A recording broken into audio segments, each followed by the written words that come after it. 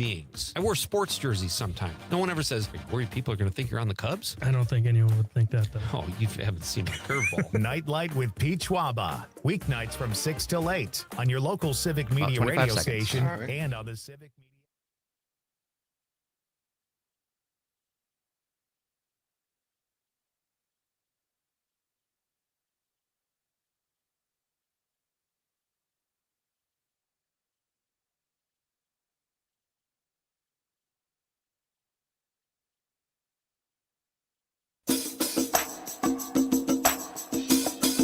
From the Civic Media World Headquarters in Madison, Wisconsin, it's the Todd Allbaugh Show. And now, pursuing truth wherever it may lead, here's your host, Todd Allbaugh. Across Wisconsin on the Civic Media Radio Network and streaming worldwide on the Civic Media app. Good afternoon, everybody. Todd Allbaugh here, along with Mr. Aaron Zommers, our producer and engineer. It is Tuesday, July 8th, 2025. It is a great day to be a Wisconsinite. Welcome in, everybody. 6 minutes past the hour of 2 o'clock from the world headquarters in downtown Madison on State Street. Overcast skies, a little cloudy here and there. Might be some rain in parts of Wisconsin, but, you know, seasonal weather this time of year, not too bad at all. Was across town a little earlier this morning. Mom in town, getting some work done to the car. And then I, Aaron Zommers, got my oil changed in the old Dodge Ram because got to get on the road tomorrow going up to beautiful Chippewa Falls area for the Northern Wisconsin State Fair. Going to be broadcasting live our program on Thursday and Friday of this week.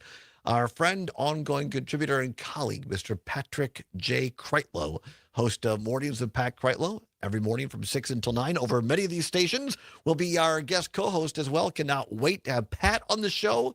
We have confirmed Rusty Volk, the fair director. Excellent. He is going to be on the show as well. We have a local author, Ken Szymanski, who's been on the show before. He's going to be on the show. I believe BJ Hollers, documentarian, who has a new documentary on Coob.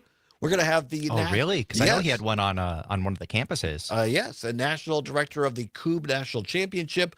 My goal, here's my goal for the Northern Wisconsin State Fair this year, Zommers. I want to have a kid on from the small animal barn. I'll take a rooster, I'll take a chicken, I'll take a rabbit. Anything in a small animal, I'm looking for because that's, kids with live animals on a live radio program, what could possibly go wrong? And that's when hilarity and entertainment ensues. Oh, absolutely. And next thing you know, you got a rabbit trying to eat the microphone. That's right. That's exactly what we're looking for. And of course, we'll have great fair food up there as well. By the way, you don't have great fair food. That's what you want. Not great food, not bad. You want fair food at a fair. So, indeed you do. Looking forward. Should be a really, really good time. So join us on Thursday and Friday this week live from the Northern Wisconsin State Fair. Tony, watching on YouTube, says, my goal for the Northern Wisconsin Fair, to remember some of it. A noble goal, Tony. Tony's taking part in the beverage stands, apparently, up at the Northern Wisconsin He just State has Fair. to taste test every single one. Right, exactly. Well, it'd be a great time. So join us a little bit later this week for coverage of the Northern Wisconsin State Fair. Coming up later on in this half hour, Tom Kircher of Wisconsin Watch will be in talking about some of the big stories they're covering at Wisconsin Watch. Also, a little bit more on the state budget that passed last week and Governor Evers signed into law. In hour number 2, another edition of What's Worse. Are you sick and tired of being sick and tired, Zommers? Yes, I am. We'll talk about that, a What's Worse edition. Sore or sick?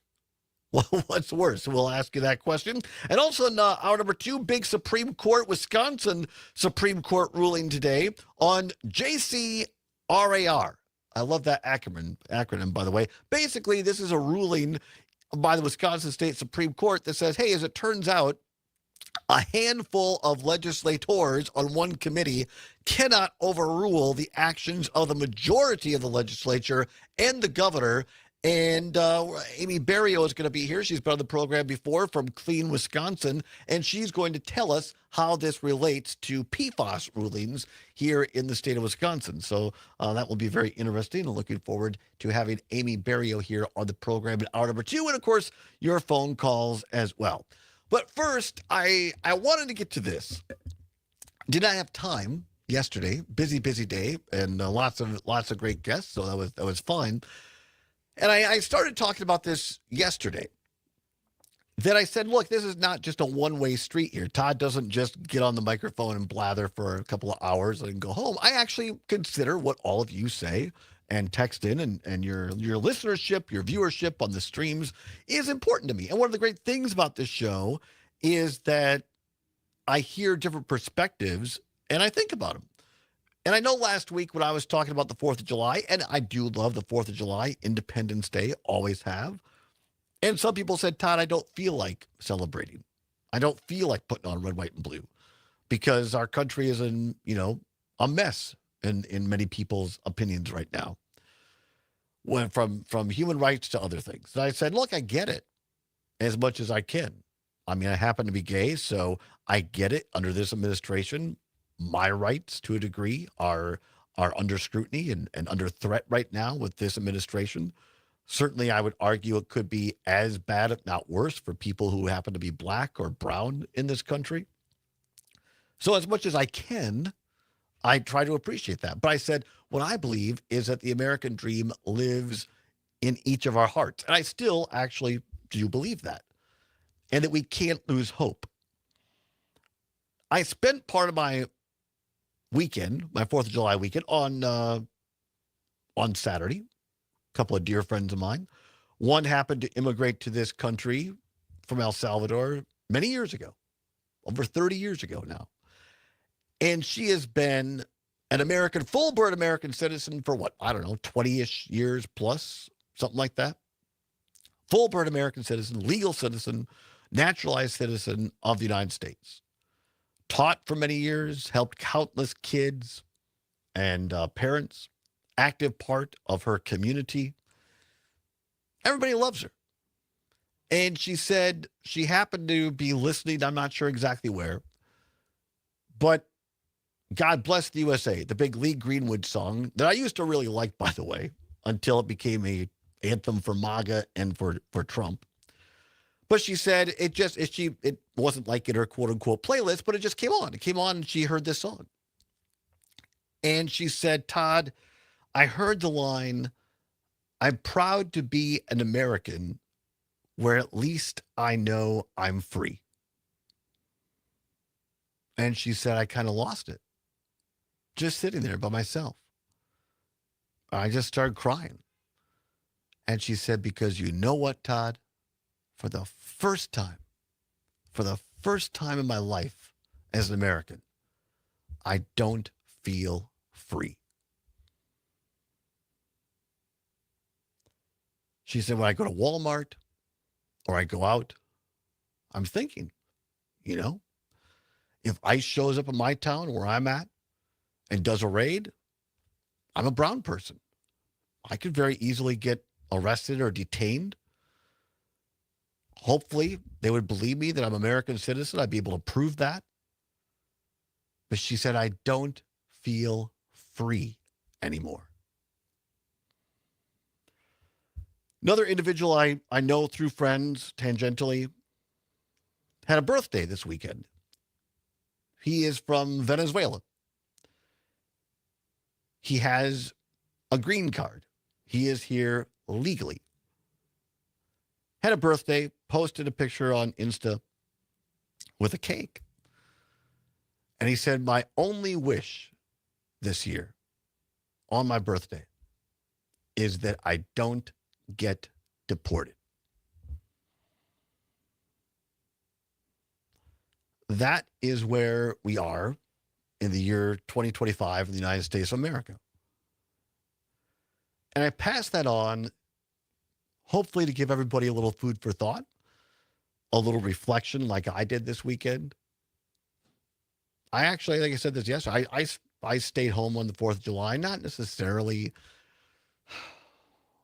intentionally, but I guess I was a little bit of a funk. I was tired anyway, but I spent the 4th of July contemplating a lot of things. And then I heard this story from my friend on Saturday. And so I wanted to pass it on to each and every one of you for what it's worth to maybe stop and think. And I think the danger right now in this country isn't necessarily all policy, although that's a lot of it. It is the rhetoric that is coming from President Trump through elected officials. And this rhetoric is dehumanizing our fellow Americans. It is dehumanizing people who are here legally. It is dehumanizing people who might be undocumented. It's dehumanizing brown kids that are your kids' best friend and teammates on football, on soccer, in forensics, in marching band. And they come over to your house and they have supper with you, and you have no idea that they were brought here when they were 2 years old and they're dreamers. You have no clue. And they're scared out of their minds. The psychological warfare that is being perpetrated on fellow Americans. And it's extraordinarily dangerous. And it's sad. It's really sad.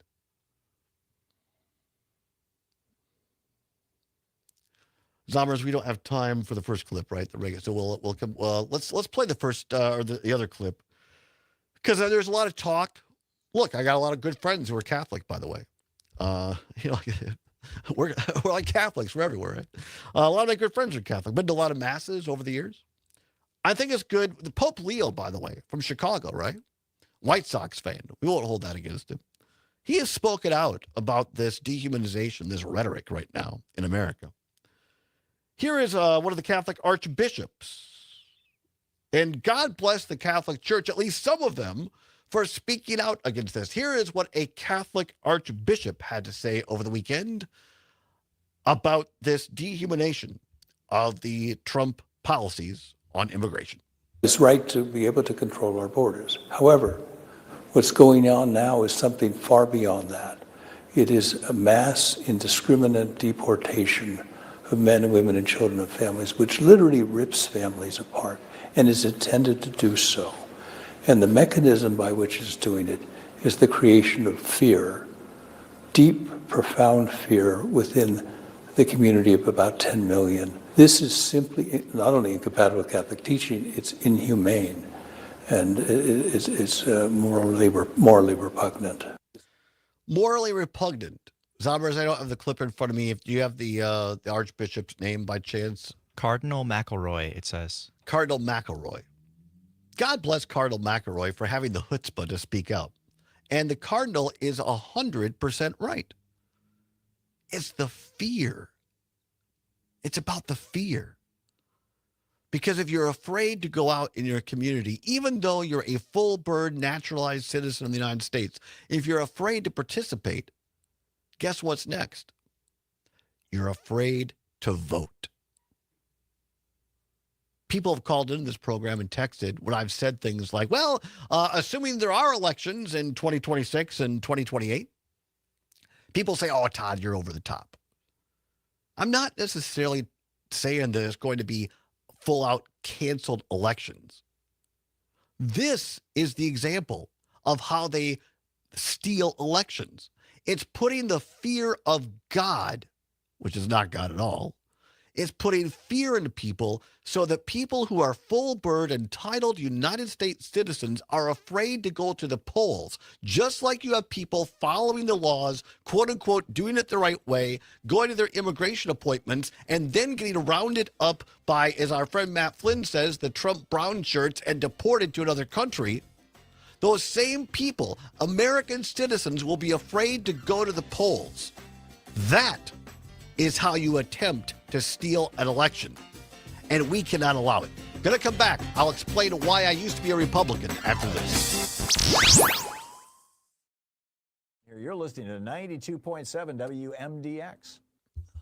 Blind Shot Social Club, a perfect blend of cool, casual dining, indoor golf with space for events, craft cocktails, and non-alcoholic drinks too. A hidden gem on Madison's East Side. Blind Shot Social Club, open to everyone. BlindShotSocialClub.com. Is your computer so slow you can hardly use it? Does it have blue screens, malware, viruses, reboots, hardware crashes? Sound familiar? Computers will have problems, and when they do, you need the computer experts at Madison Computer Works. Every day we help home users and businesses keep their computers and networks running smoothly. For solutions to your computer problems, call the pros at 231-8000, and we'll turn this into this.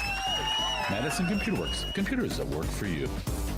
You're listening to the American Democracy Minute, keeping your government buy-in for the people.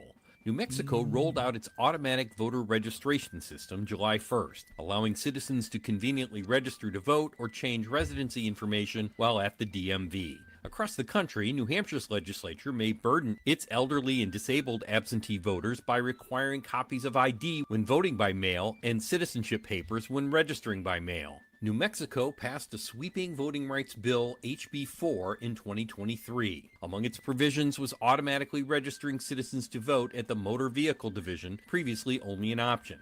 AVR has been successful in other states in registering younger voters and may expand registrations of the state's native voters as well. Local election officials will send newly registered voters their voting districts and precincts and how to opt out if they choose. New Hampshire, despite having next to no fraud, abuse, or non-citizen voting, has gone the other direction. Legislators sent bills to Governor Kelly Ayotte mandating proof of citizenship be sent with absentee registrations and that absentee voters must include copies of an approved ID or have their signature notarized. Such onerous rules adversely affect seniors and disabled voters who may not be able to make copies, and younger voters and college students who may not have ready access to those documents.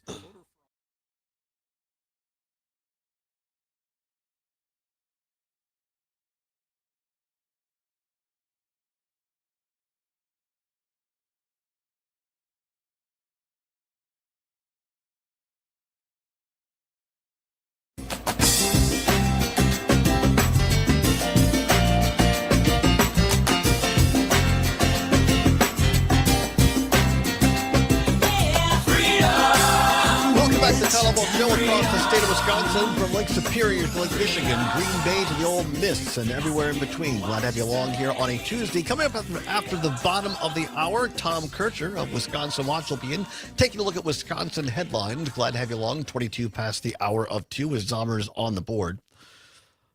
Talking a little bit about immigration, but more importantly, where we are at as a country. After reflections, I didn't get to this yesterday on the 4th of July weekend. I just said I had a chance to think about this. Talk to a very close, dear, she's family, actually. Been a U.S. citizen well over 20 years. Been in the country 30. Saying she heard the phrase this weekend from Lee Greenwood's song, God Bless the USA, the line, I'm proud to be an American where at least I know I'm free. And she said for the first time in being in the United States for 30 years, she does not feel free.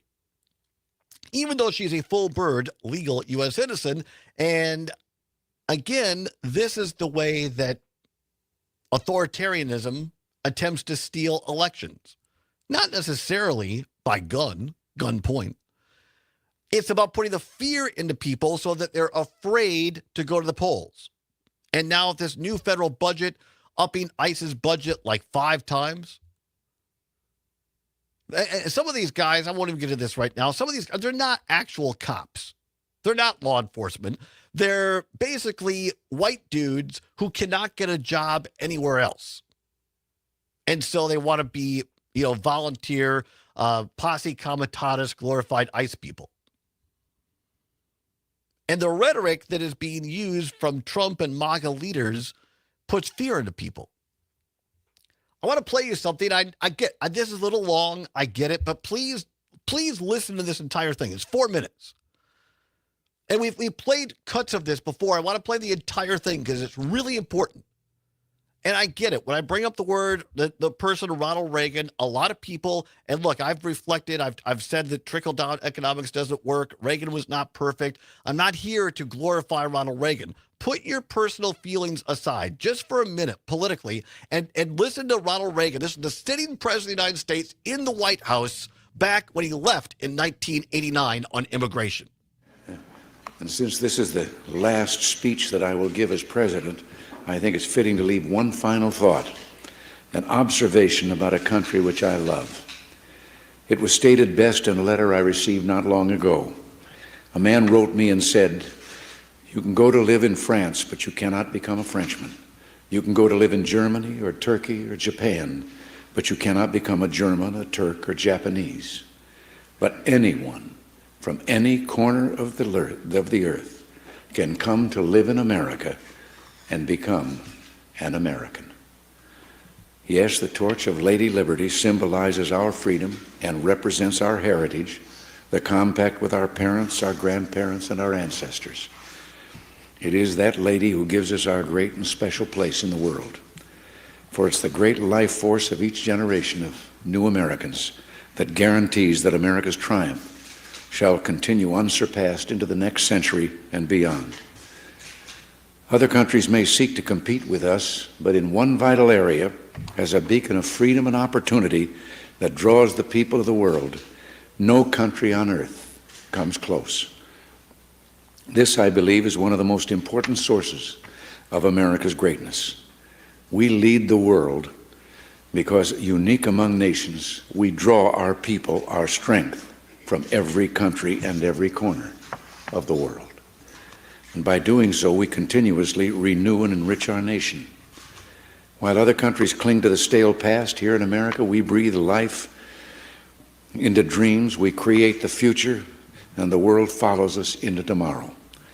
Thanks to each wave of new arrivals to this land of opportunity, we're a nation forever young, forever bursting with energy and new ideas, and always on the cutting edge, always leading the world to the next frontier. This quality is vital to our future as a nation. If we ever closed the door to new Americans, our leadership in the world would soon be lost. A number of years ago, an American student traveling in Europe took an East German ship across the Baltic Sea. One of the ship's crew members from East Germany, a man in his 60s, struck up a conversation with the American student. After a while, the student asked the man how he had learned such good English, and the man explained that he had once lived in America. He said that for over a year he'd worked as a farmer in Oklahoma and California, that he'd planted tomatoes and picked ripe melons. It was, the man said, the happiest time of his life. Well, the student, who'd seen the awful conditions behind the Iron Curtain, blurted out the question, "Well, why did you ever leave?" "I had to," he said. "The war ended." The man had been in America as a German prisoner of war. Now, I don't tell this story to make the case for former POWs. Instead, I tell this story just to remind you of the magical, intoxicating power of America. We may sometimes forget it, but others do not. Even a man from a country at war with the United States, while held here as a prisoner, could fall in love with us. Those who become American citizens love this country even more. And that's why the Statue of Liberty lifts her lamp to welcome them to the Golden Door. It is bold men and women yearning for freedom and opportunity who leave their homelands and come to a new country to start their lives over. They believe in the American dream, and over they make it come true for themselves, for their children, and for others. They give more than they receive, they labor and succeed, and often they are entrepreneurs. But their greatest contribution is more than economic, because they understand in a special way how glorious it is to be an American. They renew our pride and gratitude in the United States of America, the greatest, freest nation in the world, the last best hope of man on earth. Former President Ronald Wilson Reagan. That's what the Republican Party used to stand for. Reagan was right. American immigrants make our country stronger, and they are what make us have hope for the future. Back with Tom Kircher after this on the Civic Media Radio Network.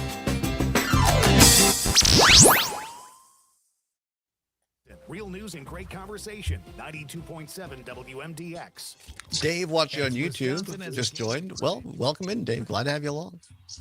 Doing all right. Mark in Perdisac, I'm sorry I didn't get your call, Mark. We may be able to come back to it at the top of the hour, but we have a guest, so we'll talk to you on the phone next hour.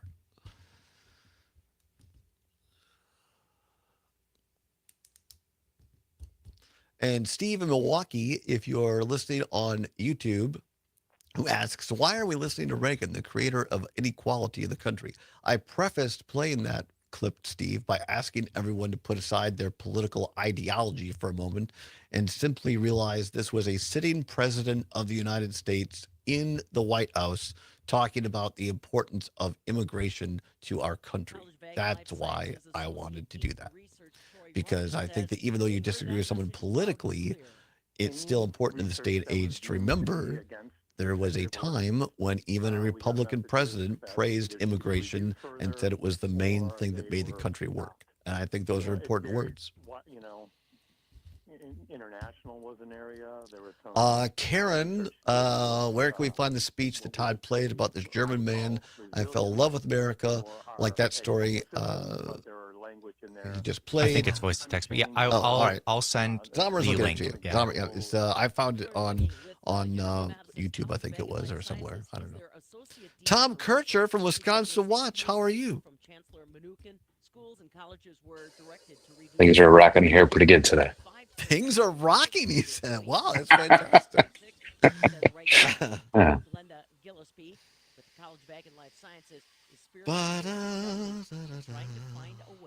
Hey, got healed? We're doing one segment today, Todd. Is that? It's up to you. We can, if you want to hang out for two, that's fine. If you just want to stay here for one, that's fine. We'll take whatever we can get. Yeah, I mean, I think covering the fact briefs, probably one segment is good. Okay, cool. Yeah, I think so. One segment it is. How much do people want to hear about that, right? They want you, Tom. That's what they want. Right. More people want. We've gotten letters, emails, calls. We want more Tom. Yeah. Get your calves up and moving with BioVet's Calf Electrolyte. Our Baselite product contains balanced electrolytes for restoring and maintaining proper fluid levels in skeletal muscles. Baselite also provides additional energy to support recovery. It's easy to mix, and calves are easy to drink it down to the last drop. Learn more about Baselite at bio-vet.com. Innovation, that's BioVet. And heat helped improve Wisconsin's confidence in their crop. The latest update shows across the state, 75% of our soybeans are in good to excellent conditions, 2% increase, and 77% of our corn rated good to excellent, also up 2 percentage points this week. That's just a quick update on food and fiber news for a Tuesday. I am Farm Director Pam Yankee. As Wisconsin is dropping a line in your favorite fishing spot, this is the Civic Media Radio Network. So where do you want to start? Partly cloudy today with high temperatures flirting with 80 degrees. We've also got a Oh, I chance think of we just, showers and if I run thunderstorms through coming up this afternoon as a the article I cold wrote, aren't expected top to stay bottom, I and think the that's wind good. down by Okay, midnight. cool. The Yeah. news tomorrow with plenty of sunshine and highs in the low 80s. I'm meteorologist Brittany Merlau. Currently, it's 83 degrees. Nightlight with Pete Schwaba. Years ago, I had I think I had a rainbow. No, it was a shirt. It was given to me, and I wore it because I support all people. And a friend of mine, you sure you want to walk around in that? You know, a T-shirt. This is might the think of 6 me. claims People might about think I'm a Trump's human big being Yeah. that supports Yeah. other human beings. Fantastic. I wear sports jerseys sometimes. No one ever says, "Are you worried people are going to think you're on the Cubs?" I don't think anyone would think that, though. Oh, you haven't seen my curveball. Nightlight with Pete Schwaba. Weeknights from 6 till 8 on your local Civic Media radio station and on the Civic Media app. In sitcoms, when someone has a problem, they just blurt it out and move on. Well, I lost my job and my parakeet is missing. How was your day? But the real world is different. Managing life's challenges can be overwhelming. So, what do? We About get 30 support. seconds till we're back. The Thank you. Husband Mental Health Institute in the ad.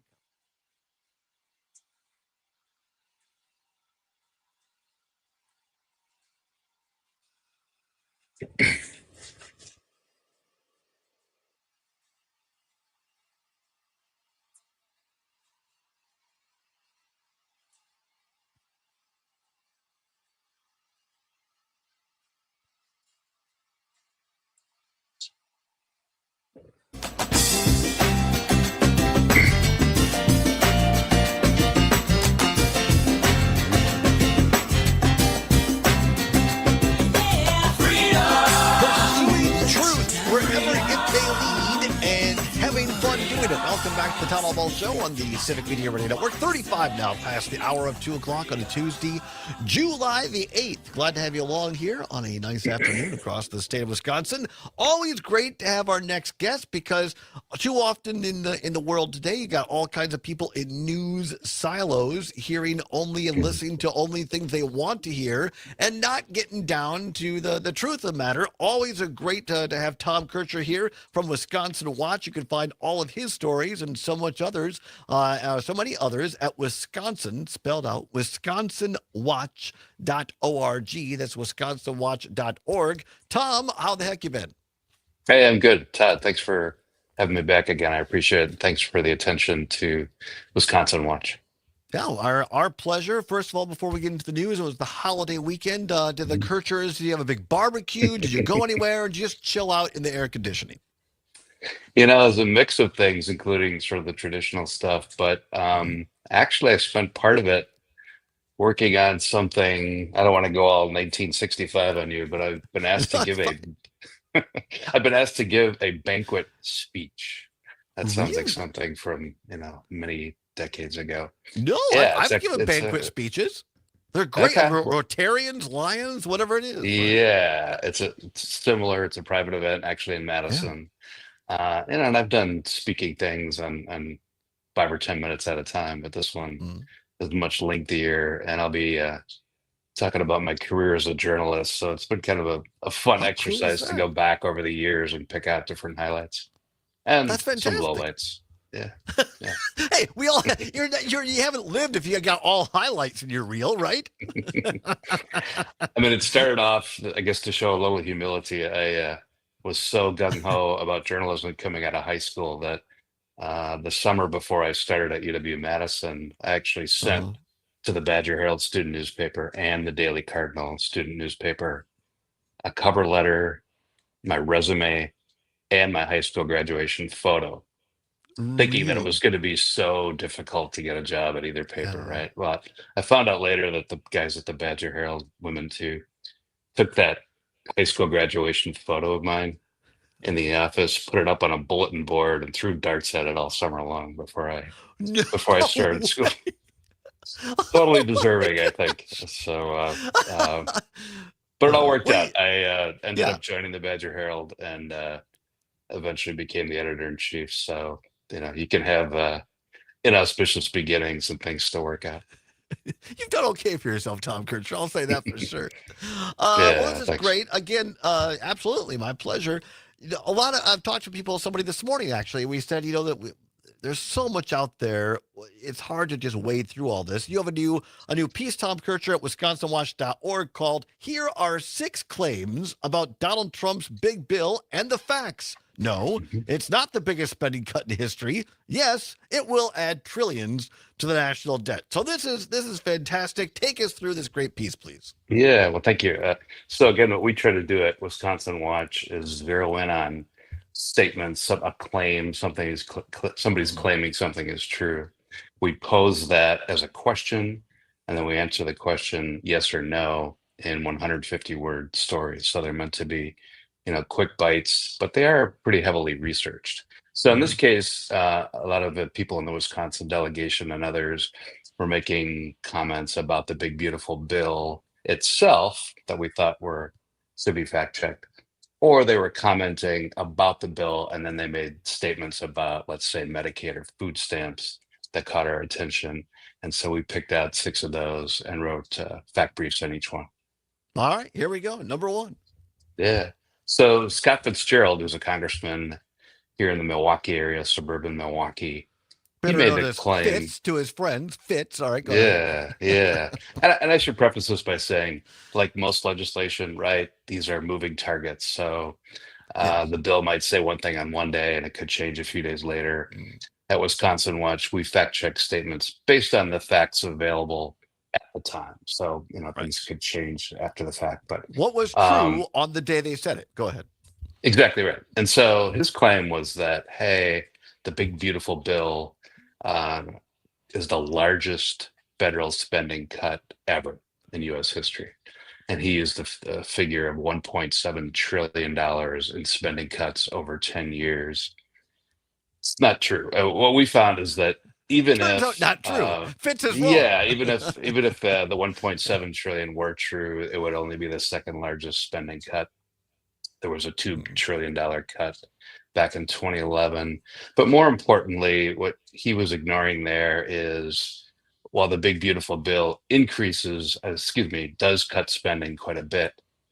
In some areas, it increases spending in other areas. So if you look at the net, the actual spending cuts from the big beautiful bill, when Fitzgerald made his statement, the cuts were about 1.2 trillion over 10 years. So nothing to sneeze at, certainly, but not as much as what he said.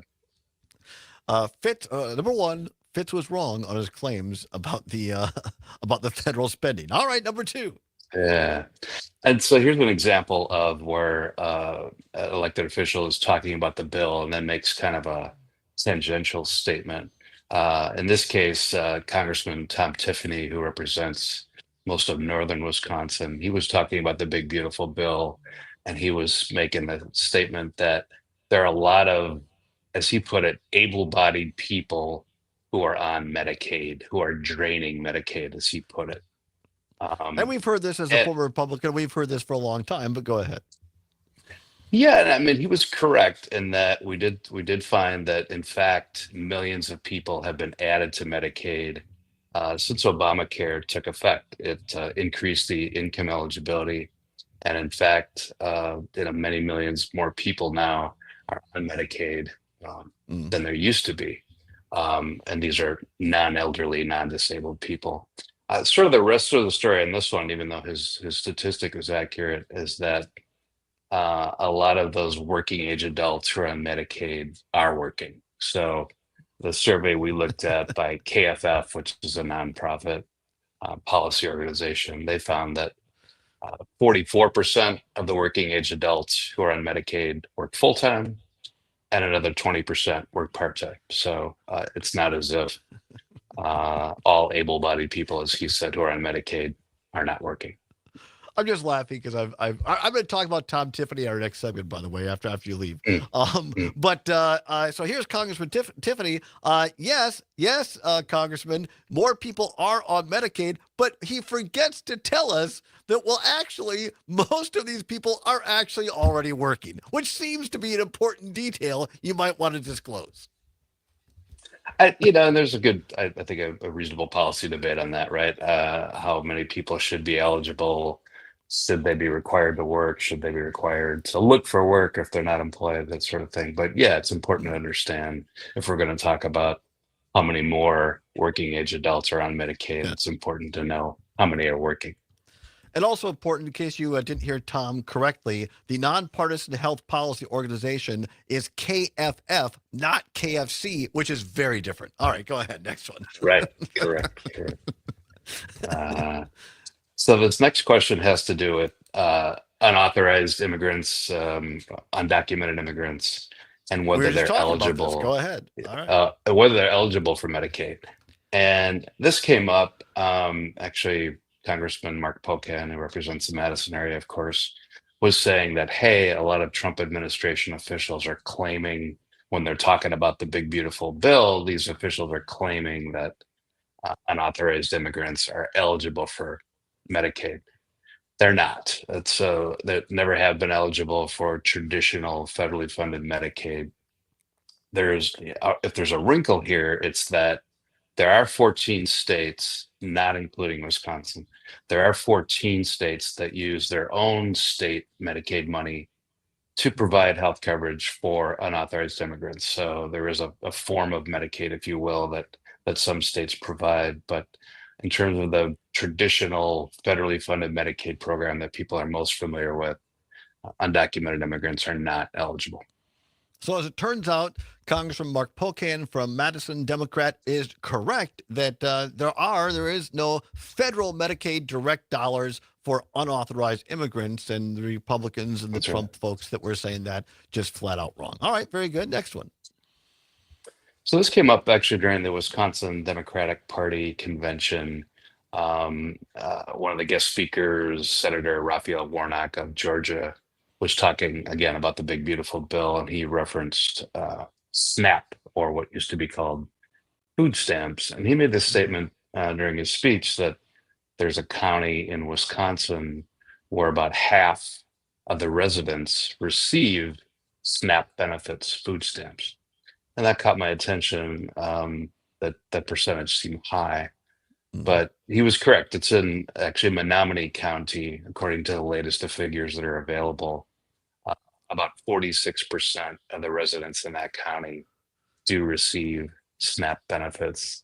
And I think one reason we wanted to pursue this one was just, first of all, see whether it was accurate. But I think it was maybe also surprising to some people that if you said, hey, there's one county in Wisconsin where half the people get food stamps, some people might have guessed it was Milwaukee County or an urban county, when in fact, it's a rural county. This is fantastic because U.S. Senator and the Reverend Raphael Warnock was in Wisconsin, and so his claim that one rural Wisconsin county receives half the residents receive food stamps turns out true. As a trend. We're talking with Tom Kircher from Wisconsin Watch. You can find all these stories and more at wisconsinwatch.org. I also like saying the Reverend Raphael Warnock. Remember back in the Rush Limbaugh days, he'd talk about Jesse Jackson. He'd say, the Reverend Jesse Jackson. Just the way he said it was entertaining. Not to glorify Rush Limbaugh, but I'm just saying sometimes it's entertaining. I do remember that. Yeah. All right, next one, Tom Kircher. Here we go. So there were a number of people saying, criticizing the big beautiful bill because it would add trillions of dollars to the national debt. And we had, the full spectrum here. People on the left, Congresswoman Gwen Moore from Milwaukee. People on the right, Senator Ron Johnson, saying that they were criticizing this bill as it was moving through Congress, saying, "Hey, this is going to add way too much in debt over the years."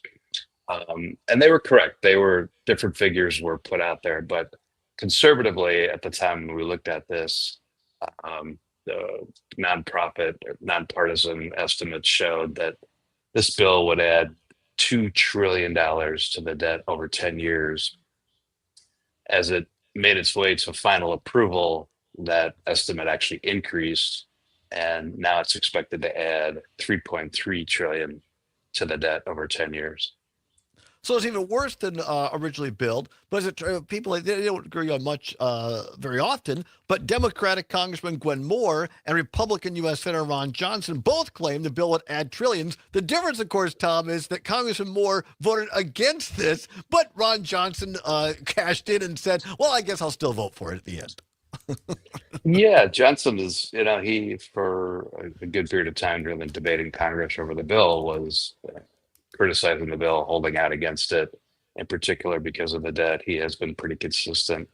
Yeah. And someone criticizing how much debt we have, it's about $36 trillion now. So, if this bill plays out as projected, we got one more on the 65% tax increase, but people can watch that. I know you got to go, but people can watch that and read for themselves at wisconsinwatch.org. That would be great. Yeah. Hey, Tom Kircher, appreciate your time as always. Great facts. We will always appreciate when you bring it. Have a wonderful day. We'll talk to you soon. Sounds great, Ted. Come on back. I'll talk about Tom Tiffany. Give you the truth on that dude. It's Tommy Boy next on Civic Media. What do you have on him? Appreciate it. Yeah. Well, he posted last night on. Have you seen this on Twitter?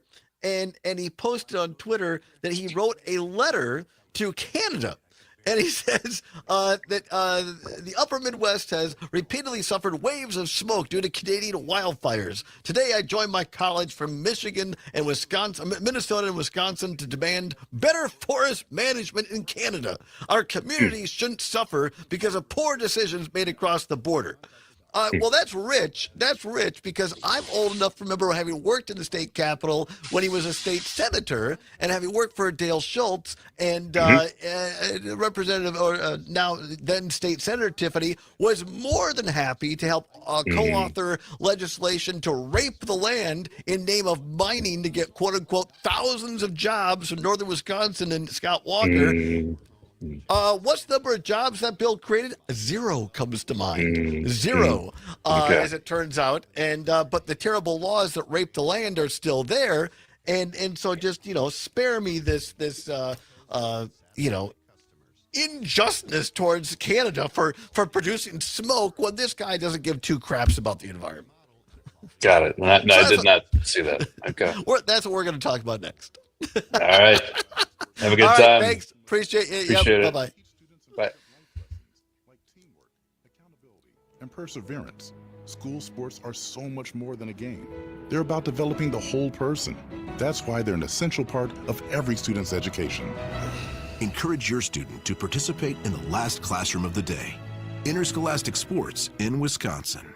This message presented by the WIAA and the Wisconsin Athletic Directors Association. Right now, during the Verlo mattress We clearance really sale, gotta you can find save O even Canada, more. 'cause Find I phenomenal wanna savings on 4 find models it. and discontinued mattresses. But hurry, the sale ends soon. Wake up, sleep better, and save have at you got time for any Verlo. music from Tommy Boy? Yeah, I pulled one up. Oh, look at you. Look how Sugar good you River are. Look Pizza how good and the Thomas John is, and Gordy everybody. Show have both been nominated for Madison Magazine's Best of Madison. Thanks for your vote. To celebrate, they're throwing Sugar River Pizza parties at workplaces around Madison all summer. If your workplace would like a Best of Madison pizza party with Sugar River Pizza and John and Gordy, get to WMDXradio.com and tell us why. We promise not to embarrass you in front of your boss. Everyone's already seen you do the I am the walrus bit with the breadsticks, Gordy. Go to WMDXradio.com for all the details. Are you ready to crack open something amazing? Whether it's a fresh pistachio or the keys to your dream home, we've got you covered. Just like pistachios, the best homes are worth the wait. And once you find the perfect one, it is so satisfying. At Aaron Weber Group, we help you find homes that are as irresistible as a handful of pistachios. So whether you're house hunting or just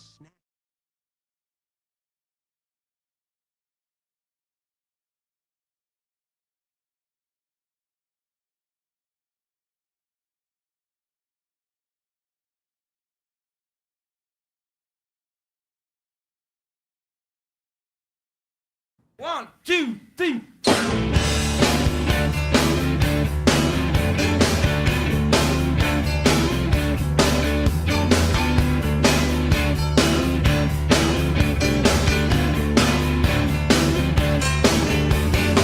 back to the Allbaugh Show on the Civic Media Radio Network. 8 minutes before the hour of 3 o'clock. Summers on the board. Always got the great tunes. Allbaugh behind the mic. Glad to have you along. Fans of Wisconsin's one of our favorite sons, Chris Farley, his big breakout movie, Tommy Boy, right, Zommers? Yep, that is the tune Silver Naked Ladies by Paul Westerberg, featured in the movie Tommy Boy. Absolutely fantastic. We're here to talk about another Tommy Boy. As I said right before we went to break here. Maybe one Wisconsin loves a little less. A little less. I think that's fair to say. Congressman Tom Tiffany. Tom Breakfast at Tiffany's. Now, here's a guy. When I was working in the Capitol for former State Senator Dale Schultz, Tom Tiffany was just a newer state senator. And he was one of these guys where even like in Republican closed-door rooms, people would say, well, Tiffany's going to do that. And they just mention the word Tiffany, and other Republicans would just roll their eyes like, oh, geez, not Tom. Because the guy's a little off. All right, he's kind of mousy, he's kind of meek, he doesn't really have all his facts. It was not thought of highly by his but hey, give him credit. Somehow he got himself elected to Congress. More than I could do. I couldn't even get myself elected to the Assembly. So now he's Congressman Tom Tiffany, and he has aspirations of running for governor in 2026. So Representative Tom Breakfast at Tiffany's put out a tweet last night. And he put a letter. He is very good at this. He copied and pasted his letter on official congressional letterhead to Canada. He wrote to Canada, to the Honorable Kristen Hillman, Ambassador of Canada. And he has a beef with Canada. He says in his tweet, quote, "The upper Midwest has suffered with repeated waves of smoke due to Canadian wildfires. Today, I join my colleagues from Wisconsin and Minnesota to demand better forest management in Canada. Our communities shouldn't suffer because of poor decisions made across the border," unquote. From Representative Tom Breakfast at Tiffany's. To quote Khan in Star Trek II, The Wrath of Khan, "You are the position to demand nothing. I, on the other hand, am in the position to grant nothing. What is he doing demanding things of Canada? What's really rich about Congressman Tiffany writing this letter, being all indignant about wildfire smoke coming from Canada, by the way, caused in large part by climate change and global warming. I'm old enough to remember working in the state capitol when Tiffany was a state senator. And there was a guy in Senator Schultz's office that worked with me, a native of Reedsburg, Wisconsin, Joe Hassler Jr., a very proud graduate of the University of Wisconsin-Madison J School, an expert journalist. And he did most of the work, I helped a little bit, to suss out the facts on a bill then State Senator Tom Tiffany wrote to gut environmental laws protecting lands in northern Wisconsin in order to fulfill former Governor Scott Walker's promise of new mining to bring thousands of jobs in northern Wisconsin. And by the way, part of this land, in talking to Native American leaders in this part of the state, there's sacred rice beds, rice fields, which in the Native American culture are like our temples or synagogues or churches. In this bill that came into law that Tiffany helped author, gutted the protections of these Native American areas, not to mention the groundwater for farmers and other things up there. And Tiffany was fine with it because it was going to be a job creator. And Walker, remember that State of the State address where it looked like the Village People behind Scott Walker, where they had hard hats on. They're just missing a headdress, quite frankly. So Walker got his Village People behind him and promised thousands of jobs for northern Wisconsin. Let's do a fact check. How many jobs did Tom Tiffany and Scott Walker create in northern Wisconsin after raping the land? I don't know. The number 0 comes to mind. But the law change still lasts. My former boss, Dale Schultz, because the Republicans had a 1-seat majority, he stopped it for a while. And then the term was coined, we have to Schultz-proof the Senate. In other words, Schultz can't be the deciding vote, and that's when they started doing these recalls, and the Senate Republicans got more than 1-vote majority, and it went through. By the way, after this happened, guess who came calling to buy some of that land? The Chinese business people who wanted to buy this land to mine it. Let's check in on the environmental conditions in China right now. Not good, as it turns out. Boy, I mean, the Chinese business people, they're real stewards of the land, right? So yeah, to quote Trevor Noah, Tom Tiffany, miss me with your false indignation toward our neighbors to the north and quit trying to score quick political points. Because there's some of us around to tell the story of the real Tommy boy, Tom Tiffany, better known as Toxic Tommy, to make sure that, yes, Tom, you never see the family quarters of the executive residence in Maple Bluff. This guy, I mean, I can't imagine. They get so proud of themselves. They hatch these things, and you know, the goose-stepping 25-year-old boys in their offices who think like this. Oh, we're really gonna get them. We're gonna write this. It's just ridiculous, and it's completely disingenuous. Tom Tiffany doesn't give 2 rips about the environment in Wisconsin. Because I was there when he wrote the legislation to screw northern Wisconsin over. This letter about wildfire smoke in northern Wisconsin, and again, blaming Canadians. What have Canadians ever done to Tom Tiffany? All right, come on back. What's Worse is next. A Sick and Tired edition. Don't miss it on the Civic Media Radio Network. This is 92.7 WMDX Columbus, Madison's home for real news and great conversation. A Civic Media station. ABC's I'm Michelle Franzen. Uncertainty over tariffs after President Trump sent letters out to more than a Uncertainty dozen over tariffs? countries, Really? extending this week's reciprocal tariff deadline to August 1st. President suggesting at a cabinet meeting the letter signals the end of talks, not the beginning. This is the suggested AI title. Tommy Boy's Smoke Show. I actually like that one. Me too. Nice job, A AI. few trusted people that know what they're doing, that are doing a good job, but you can't do it. You have to do it in a more general way, but it's a very good way. The president also says he plans to impose a 50% tariff on copper. In Texas, the death toll has now risen to 108 following the July 4th flash floods along the Guadalupe River. Crews are still searching for at least 20 that are missing. Sentencing for Sean Diddy Combs now set for October 3rd, a judge announcing that date at a post-conviction hearing. The music mogul was found guilty last week of prostitution-related charges. Defense attorneys dropped calls to expedite sentencing. This is ABC News. As Wisconsin is brats on the grill for a tailgate, this is the Civic Media Radio Network.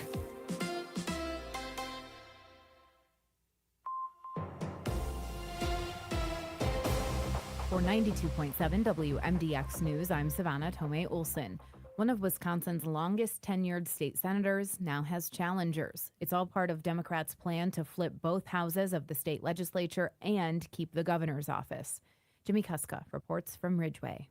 The redrawn 17th State Senate District has another 2026 candidate. Assembly Representative Jenna Jacobson, a Democrat, announced her campaign at an event in Ridgeway on July 7th. She joins a field that already includes Democrats Lisa White and Todd Larson. Jacobson is seeking the seat currently held by Republican Howard Markline, who is the co-chair of the Joint Finance Committee. The JFC is tasked with putting together the state budget each year. Jacobson said that Markline hasn't done enough to represent the interests of southwestern Wisconsin. The 17th Senate District, our district, has time and again been forced into referenda to fund our schools because Howard Markline has chosen power over people. He's chosen ideology over voting for the needs of the district. That is irresponsible governing. Jacobson said she's running in part because she doesn't believe that the state budget does enough for public education and rural communities. Schools, not just around our district, but around our state, are struggling, and we had a real opportunity in this last state budget to make meaningful impact on the funding of our schools and try to stop the cycle of endless referendums, and unfortunately the budget fell short on that. The 17th Senate District includes Crawford, Grant, Iowa, and Lafayette counties, as well as parts of Vernon, Dane, and Rock counties. Before the district lines were redrawn ahead of the 2024 election, the 17th district stretched from Juneau County in central Wisconsin down to the state line. Markline, who was drawn out of the 17th district and placed in the 14th district, easily won his 3 previous elections for the seat under the old maps, including in 2022 by more than 20 percentage points. He has not yet announced his future plans. For Civic It's like Media there's News, video and I'm photo Jimmy proof Kuska. that that is a lie. And I'm Same Savannah thing. Tomei Olson. For more local stories, just head to our website, WMDXradio.com. The Brewers and the Dodgers tonight. Hi, I'm Mike Clemens with sports. It's game 2 of the Brewers and Dodgers in Milwaukee. Last night, Andrew Vaughn, picked up in that trade with the White Sox for Aaron Savalier, arrived in Milwaukee past midnight after being called up Sunday. Vaughn at the plate, bottom of the first, with 2 on. FanDuel, Wisconsin. And what a spot for Andrew Vaughn right away. And Vaughn sends it way back. And welcome to Milwaukee. How about that, Andrew Vaughn? The Brewers went on to win 9-1 over the Dodgers. Vaughn, only the 5th player in franchise history to hit a home run in his first at-bat as a Brewer. That's pretty cool just to, be a part of something bigger myself, being a part of the Brewers. And he definitely black out running around the bases. It's special. Basketball, the Bucks have restructured Andre Jackson Jr.'s contract to push back his payday for guaranteed money, but adds to the total amount he'll receive as a point guard. With sports, I'm Mike Clemens. Download the Civic Media app in the Google Play or Apple App Store and take us everywhere. This is the Civic Media Radio Network. Partly cloudy today with high temperatures flirting with 80 degrees. We've also got a chance of showers and thunderstorms sparking up this afternoon as a cold front pushes through. They aren't expected to be severe and they'll wind down by midnight, leaving us tomorrow with plenty of sunshine and highs in the low 80s. I'm meteorologist Brittany Merlot, currently 82 degrees. The John and Gordy Show. Would you rather sleep in a doghouse or let stray dogs sleep on your bed every night? And this is every night for the rest of your life. Okay? Well, I would have to say that Stray dogs sleeping in my bed. Why not? Oh, hell. I got the Kraken. I got my border collies sleeping up there. You know, Really? It's like a bed of hair now. Weekday mornings 6 till 8 on 92.7 WMDX and the Civic Media app. Nightlight with Pete Schwaba. Years ago, I had I think I had a rainbow. No, it was a shirt. It was given to me, and I wore it because I support all people. And a friend of mine, sure you want to walk around in that? You know, a t-shirt, people might think. I'm like, people might think I'm a human being that supports other human beings. I wear sports jerseys sometimes. No one ever says, are you worried people are going to think you're on the Cubs? I don't think anyone would think that. I just haven't seen the curveball. Nightlight with Pete Schwaba. Weeknights from 6 till 8.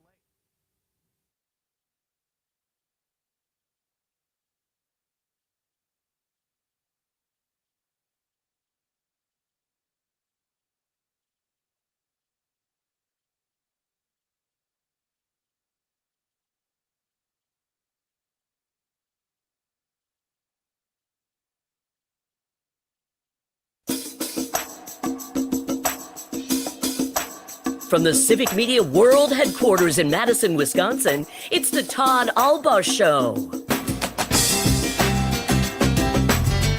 And now, pursuing truth wherever it may lead, here's your host, Todd Allbaugh. Across Wisconsin on the Civic Media Radio Network and streaming worldwide on the Civic Media app.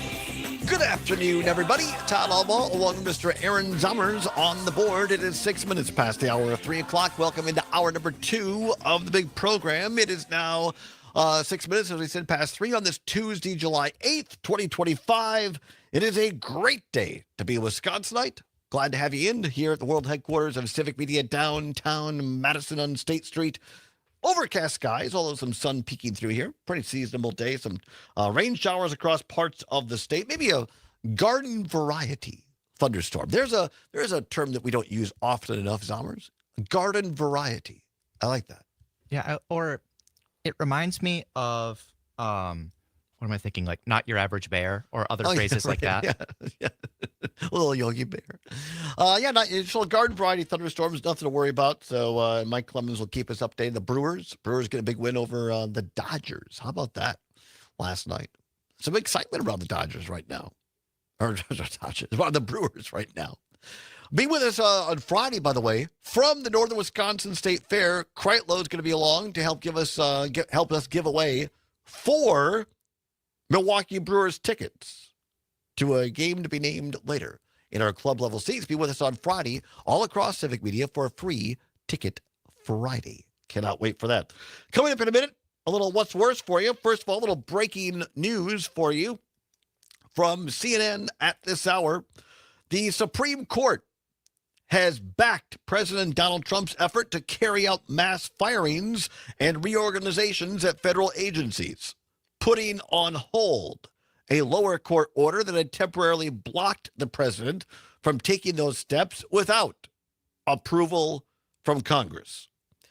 In an unsigned order, the high court said that lower courts had stopped the plans based on the administration's general goals, rather than specific agency, quote, reduction in force, unquote, efforts to drastically cut government employees.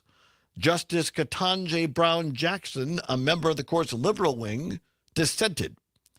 The case stems from an executive order Trump signed in mid-February that kicked off the process of significantly reducing the size of federal agencies, an issue the president campaigned on last year. But federal departments are created by law, and lower courts have repeatedly held that the White House can't unilaterally wipe them out or leave them so short-staffed they cannot carry out their legal responsibilities. The lawsuit was filed by more than a dozen unions, nonprofits, and local governments who have billed it as the largest legal challenge to the Trump administration's efforts to downsize the federal workforce. Story is still breaking. Will be updated. Again, the Supreme Court now saying that Donald Trump can, in fact, carry out mass firings in federal agencies, at least for now. Unsigned order. Justice Ketanji Brown Jackson, a member of the court's liberal wing, dissented. I'm not clear if she is the only justice that dissented. That will be an interesting part. Stay tuned. Maggie Dawn, who is an attorney on the Maggie Dawn Show, coming up immediately following our program, will be here. My gut tells me that she will be addressing this breaking news and breaking it down for you. 10 minutes now past the hour of 3 o'clock. Coming up at the bottom of this hour, we will be joined by Amy Barrio of Clean Wisconsin on a Wisconsin Supreme Court ruling concerning JCRAR. You say, Todd, what the heck is JCRAR? We'll break it down for you. In essence, it's a subcommittee of the full Wisconsin legislature. You got a couple of yahoos on there that said, well, we could just let the power go to our heads and we'll vote in this committee to control certain funds of Wisconsin taxpayer money, even though the full legislature, a majority, said differently. And even though the governor signed that into law, we're on a little power trip here, and we're going to withhold this money for political clout. That's a simplistic answer, but we'll break this down more precisely with Amy Barrio at the bottom of this hour and what it means in terms of PFAS, and other environmental concerns. So continue to stay with us. Looking forward to that conversation. And Amy's going to be right here sitting next to us in the studio. Always fun when that happens. We have guests right here. But right now at 11 past 3 o'clock, time once again for What's Worse. Let's go. The choice is yours. You can get with this or you can get with that. Time once again for What's Worse. No prize money involved, nothing to give away, but it is your chance to have your voice heard on all 11 news, talk, sports stations, the Civic Media Radio Network, the largest radio network in Wisconsin behind only Wisconsin Public Radio. They're a publicly held entity. We're private, so we like the largest private radio network in Wisconsin. How about that? And now, in 3 states, Wisconsin, Minnesota, and Michigan, in the UP. Up in the UP. So how about to be finalized, but I mean, it's happening. It's happening. It just takes time for this all. Why, were we supposed to say anything? No, I just mean technically we're not there yet, but it's on the map. I'm looking out through the glass right now. No, they announced. Put the markers on the map. It's just acquisition takes a while with the FCC, but for all intents and purposes, yes. I shouldn't have said anything. No, in fact, I appreciate the fact that you did because I find it very funny. We're expanding. We're expanding to 3 states. We're moving on up, as they used to say on the Jeffersons. All right, this is fantastic because I think a lot of us, you look at the news of the day and you say, "I'm just sick. I'm sick," and other people say, "I'm physically sore. I'm ill." And my friend Sam likes to say, "I'm sick and tired of being sick and tired." So today's What's Worse? Being sore or being sick? What's worse? Being sore or being sick? 855-752-4842. 855-752-4842. You can also text us on the Civic Media app. Download it today at your Apple or Android device. Simply go to your search engine in your app store. Type in Civic, CIVIC, Media. It'll pop up a cute CM logo. Click on that. Takes less than a minute. It's free. It's what CBS's Gail King calls a deal.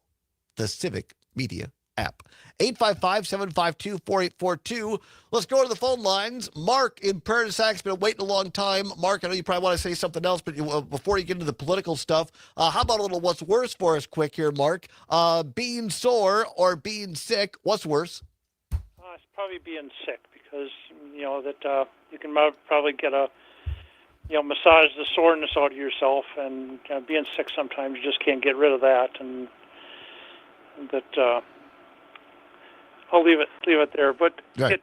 I called in earlier, that Ronald Reagan's speech, even though there was a lot I disagree with Reagan on, and that he was right. And I mean the fact that we are going to be spending more on ICE than the Russians spend on type, Mark, I'm going to let you finish. But for those that weren't listening earlier, I played this cut from Reagan when he left the White House in January 1989, his last public speech as president. And he was saying that the future of America is dependent upon immigrants, and immigrants are, in fact, the key to making America as great as it is, and that we have to continue to welcome people and they enrich our country. And as I said at the time, even though folks might disagree with a lot Reagan said, I asked people to put their political beliefs aside and just listen to the words. I think it's key today in 2025 terms, Mark. A sitting president in the White House said that immigration was key to our success and we needed to maintain that. That's the context. Go ahead, Mark. And the important thing to recognize there, he wasn't just talking about white Europeans being the immigrants. He was talking about immigrants from around the planet. Correct. I mean, and unless you can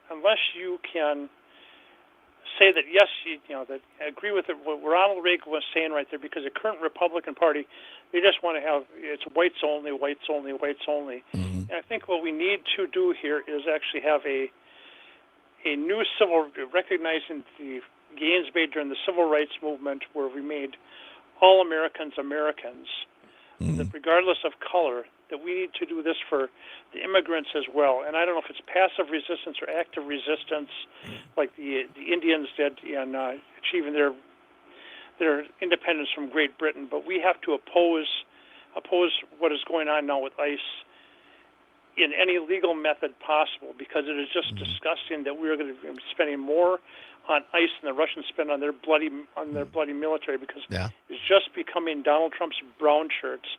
And why should we respect any Republican who is not condemning that right now? I mean, I don't care where you're from, that these guys need to be shown the contempt that they have thrust upon our nation. I mean, and if I can add to that, Mark, just be reminded of what it used to actually mean to be a Republican. Ronald Reagan is indisputable. In 1989, was the standard bearer of the Republican Party, and that was what he said.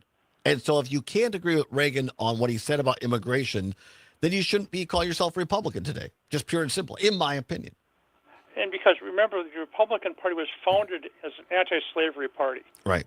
I mean, recognizing the people of any color should be recognized as having full rights in this country. Always appreciate your call, Mark. Gotta move on. Get back to the matters at hand in terms of what. Always appreciate Mark's call. I wanted to get that in because he was waiting a long time. Thank you, Mark. Really appreciate it. All right, at hand, what's worse, being sore or being sick? 855-752-4842, 855-752-4842, or text us on the Civic Media app, just like DJ did up in beautiful Wausau on WXCO. Says, Todd, I am so sick of being sore. Football wrecked my back, and I'm paying for it every damn day. DJ in the Saw. DJ, hope you can find a chiropractor or a massage therapist or something there, because that's no fun at all. I feel you, my friend. Megan, listening in Sun Prairie on WMDX, says being sick is definitely worse. Ibuprofen can fix being sore, but cold medicine can't always fix all the symptoms. Thank you very much, Megan. Appreciate that. Sean, one of our great UPS drivers in the RC, Richland Center, listening on WRCE, back in the drift list, says 30 years at UPS. I'm sore every day, but I can't take being sick. Sick is worse. Thank you, Sean, and to all of our people out there delivering those packages for all the different companies. Yeah, when I worked at LL Bean, I used to try to help out our drivers as much as possible, loading and unloading, because, yeah, those men and women who are doing that, wow, it is hard work, and we take them for granted. So try to get some recovery there, Sean. What's worse, being sick or being sore? 855-752-4842. On the text line, Len in Madison and WMDX says being sick is potentially worse than being sore, assuming one can attribute the soreness to an immediate prior activity or exertion. I was out in RC this weekend weeding mom's flower garden, helping her. So a little sore because I need to get back in the gym. That's what I need to do. John, listening on Oshkosh on WISS, says sick is way worse. Usually when I'm sore, it's because I was doing something fun. Working out, cutting firewood, hiking, etc. All great reasons to feel sore. Well, there you go. That's my point. Well said, John. If you're a little sore, it's usually because you did something fun. I agree with that. Robert McFarland, listening on WMDX, says, when I did competitive strongman, I love being sore. It meant I worked hard. I usually still lifted sick, but it sucked. So sick sucks. I'll go along with that. All right, more of what's worse on the other side. 855-752-4842. Being sore, being sick. Regardless, come on back on the Civic Media Radio Network.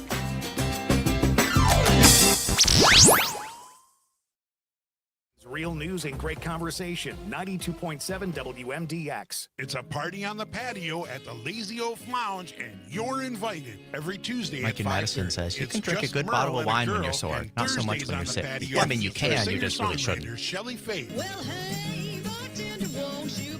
Music starts at 5:30. It's live music on the patio at the Lazy Oaf Lounge every Tuesday and Thursday. The Lazy Oaf Lounge, 1617 North Stoughton Road in Madison. Find specials, menus, and more at lazyoaflounge.com. At the Lazy Oak Lounge. This is Chad Spade Lazy for Chad's Oaf. Design Build. Like a We goofball. employ some of the best I carpenters and misheard that. remodeling professionals in our industry. Are you honest and hardworking? Do you love to improve people's lives by improving their homes? Chad's Design Build offers excellent compensation and benefits focused on outstanding customer service, professional design, construction management, and craftsmanship, all in a nurturing, positive workplace. Whether you're thinking about remodeling your home or considering joining our team, go to chadsdesignbuild.com to learn more. Hey Wisconsin, it's construction season and the Wisconsin DOT wants to help you safely navigate work zones in your area. Check 511wi.gov or download the free 511 app to see current road work, closures, detours, and camera views on your route. Wherever your travels take you, know before you go with 511wi.gov. That's 511wi.gov. And remember, know before you go. Always park the phone while driving. Sponsored by the Wisconsin DOT. Not completing high school is more of a social thing than it was an academic thing. Even though all these years have passed, I still had that longing to have my diploma. At age 30, Carissa finished her high school diploma. If you're even considering getting your high school diploma, you can do it. No one gets a diploma alone.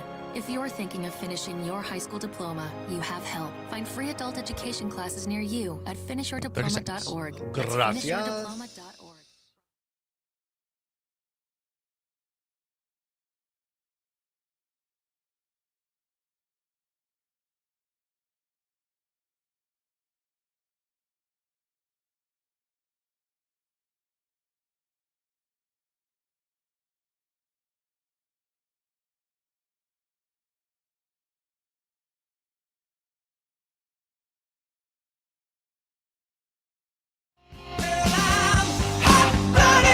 Check it and see.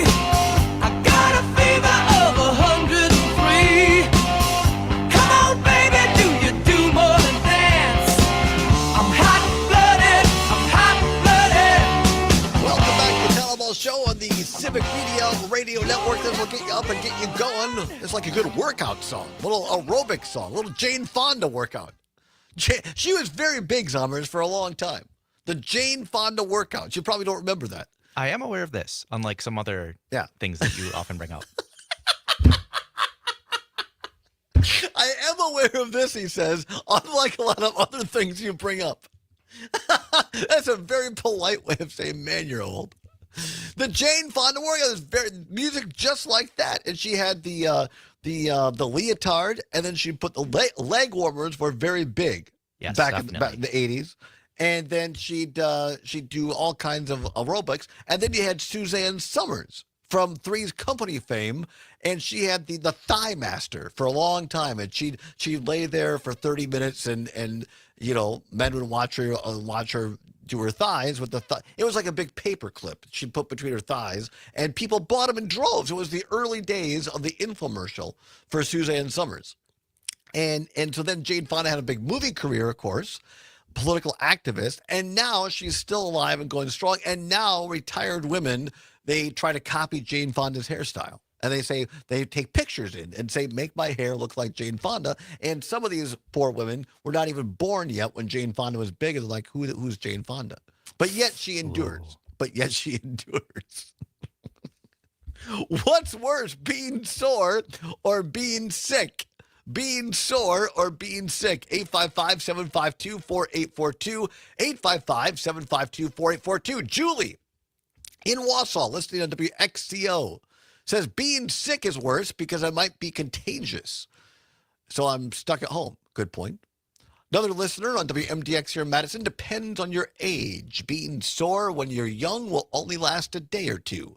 Now being sore might last weeks and even might last weeks or even months. I'd choose your average sickness any day. All right.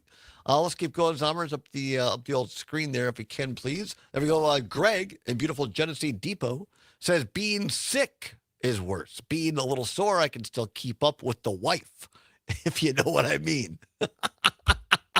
We'll leave it there, Greg. We'll leave it there. But yeah, I know what you mean.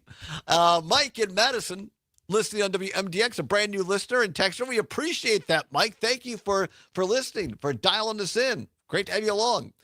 Mike in Madison says you can drink a good bottle of wine when you're sore, not so much when you're sick. Now, that's a great point, Mike. A man after my own heart. Good. I wouldn't necessarily recommend drinking a bottle, but you know, a couple of glasses of a nice Cabernet, or this time maybe I don't know, maybe a little Prairie Fumé from Wallersheim Winery here in Wisconsin. Great local Wisconsin winery. Tony, listening and watching on Facebook. Tony, we appreciate you being along today. Says you've not been sore until you've been in back pain sore, despite the meds and the insurance company refusals for medical intervention. Sore is worse. Boy, I have had bouts of back pain, but nothing like debilitating. I know people who are basically on permanent medical leave because of back injuries like that. So yeah, that is not fun at all.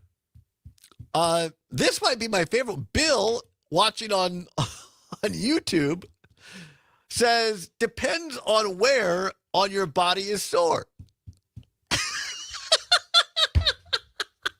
I like that. Yeah, like you got a sore arm, you got a sore back. Yeah. Exactly.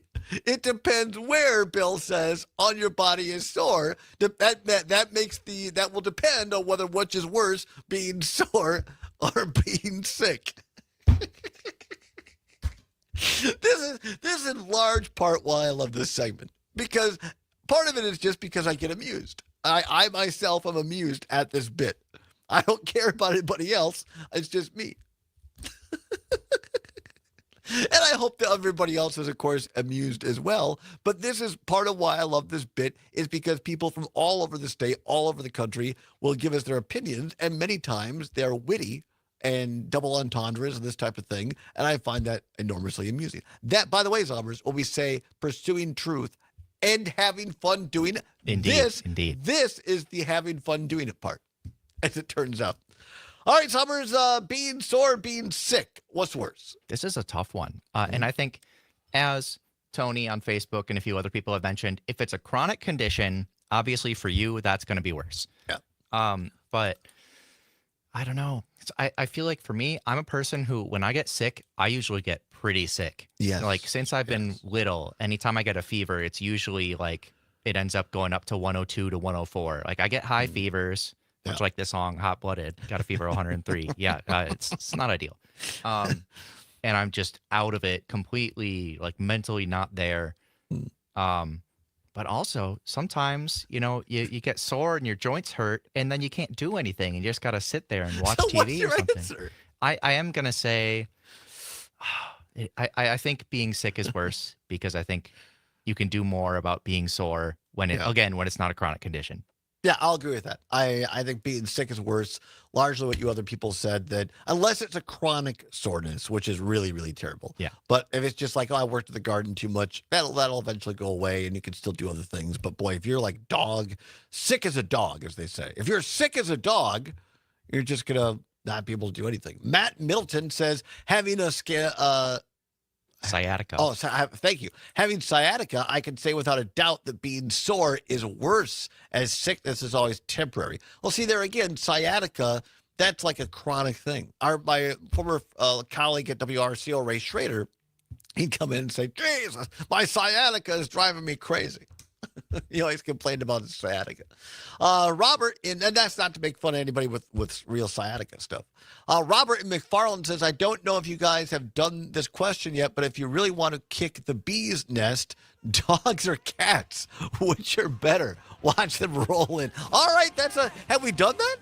I don't remember. All right, maybe we'll have to do dogs and cats in the future. We always take entries. Thank you, Robert. Come on back. We are going to talk about a Supreme Court ruling in Wisconsin that could affect all of us after this. It's the Todd Allbaugh Show across Wisconsin on the Civic Media Radio Network.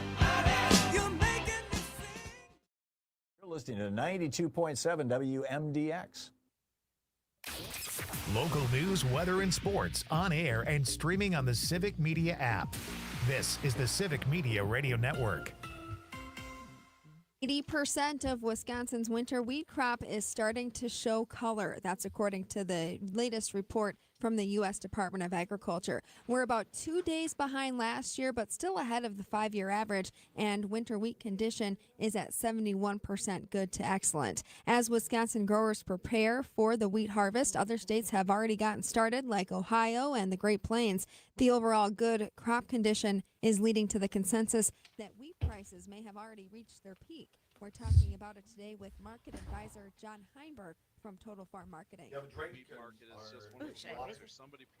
have this water here. Somewhere in the world at some time, and it's just now it's Yep, there you go. Absolutely. That just makes it very difficult for prices book or two if you want. Oh yeah, maybe pop a book out. Our fancy stuff. Of course, I'm joking. We're supposed to be getting actual legit microphone stands here soon. Oh, okay. For right now, they're still doing the studio. This is, encourages reading. It's fine. All right. Wisconsin farmers have. Oh yeah, why don't you see if your microphone volume needs adjusted? You can look at the crop progress report at MidwestFarmReport.com. But that's part of what's driving markets lower. There's great crops everywhere. We'll take a look at closing markets after this. Okay. Testing 1 2. Testing 1 2. I think it's all right. Lower, higher. Maybe testing. a little bit lower. Lower. Especially mine. Test 1 2. Test 1 2. 3 4 5 5 4 Yep, 3. that's pretty good. All right, very good. All right. Do you know enough about the ruling that you want to set it up and explain it, or you want me to start doing that, or what's your comfort level? It's up to you.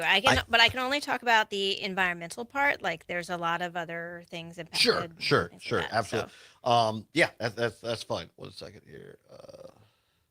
So you could be like a big ruling from the Supreme Court that impacts the environment, and then I can just take it from there. Okay. If that's all right.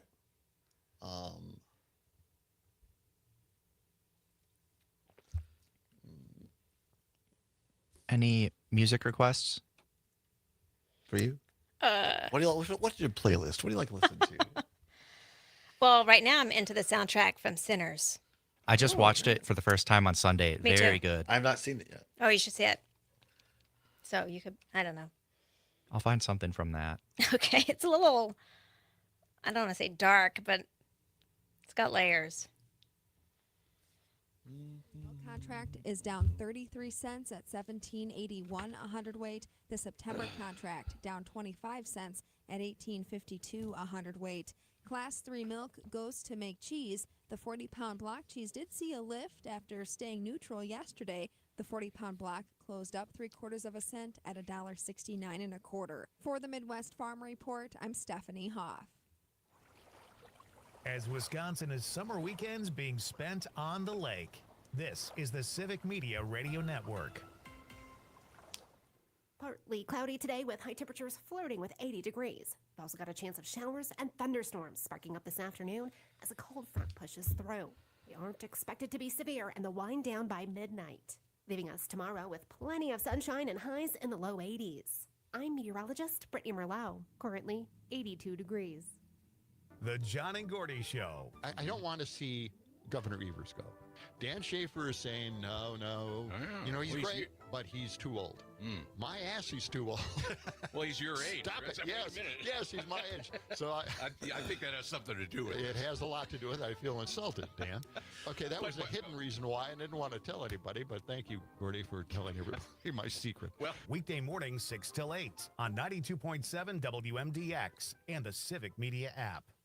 Doctors Without Borders is delivering life-saving medical care where it's needed most in communities around the world. From bandaging war-wounded patients in Sudan to providing clean drinking water in Haiti, we're in more than 70 countries worldwide, bringing patients from sick.